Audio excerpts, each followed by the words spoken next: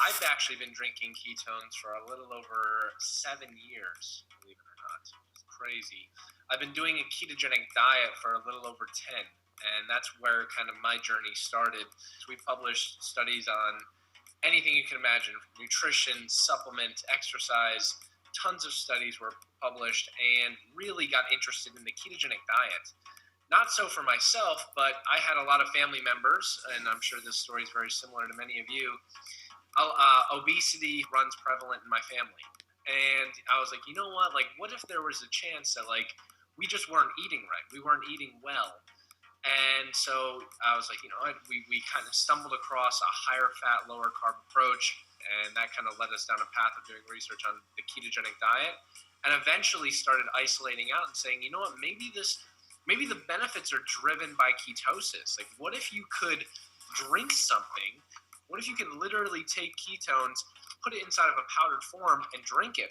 And for us, that kind of started down this huge rabbit hole of figuring out, all right, how do you do this?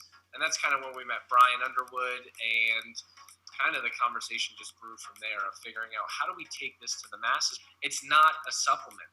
And I think that's really, really interesting, is because you think about this, like, when someone drinks protein, or if someone takes creatine, there's one real benefit of that, right? Like, there's a one benefit. And at first, the main benefit of ketones are that they are a different fuel source than carbohydrates or glucose, particularly for your brain. And now, why does that matter? Well, first off, after the age of 30, and this is in every single individual, after the age of 30, our brain's ability to utilize carbohydrates and glucose goes down significantly. Well, it's starting to happen to our brain. Our brain can't utilize glucose and carbohydrates as well. And so we have a totally other source of fuel. But before Prove It, the only way that was really able to be accomplished was by extreme fasting or a ketogenic diet. And that's one. And so if ketones were a supplement, they would solely be acting that way. But they're not. The other benefit that a lot of people experience, which is like me, I'm sure many of you are like this as well. If you're quarantined, I have a snack cabinet over there that if I wasn't in ketosis, I would eat all of my quarantine snacks probably within the next 3 hours. Like, I would eat all of them, right? Like, you get these snacks and you're like, oh, this will last me 2 months, and you end up lasting you 2 hours.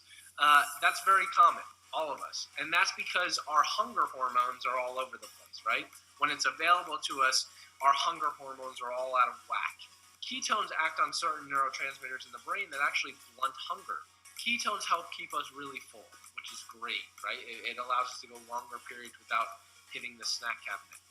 And then on top of that, so that's number two, and then another benefit that really can apply to anyone and everyone is that ketones have anti-aging properties. But the main three that can literally apply to you and every single person in your life that you know are a different, better source of fuel for the brain. It helps with appetite and hunger regulation, which those two alone apply to every single human being. And three is everyone's looking for anti-aging. Studies show that there are certain signals, I like to refer to them as light switches, like that turn off as we get older, right? And they're called histones. And they start to get turned off as we get older. It's one of the main mechanisms that we think drives aging. Ketones, and this has been shown over and over again in research, ketones actually act as like bodyguards to these light switches and say, you know what, nope, it's not time to turn off yet, let's keep the light switch on. And so we've actually published studies in animal models where we've literally fed animals ketones their entire lives, did nothing to their diet, and compared to their counterparts who did not have ketones, they had a placebo. The animals that had ketones, they had overall better health when we kind of at the end of their life. And that was extremely promising and kind of one of the things that blew my mind and said, wow, this is much, much bigger than just a fuel conversation.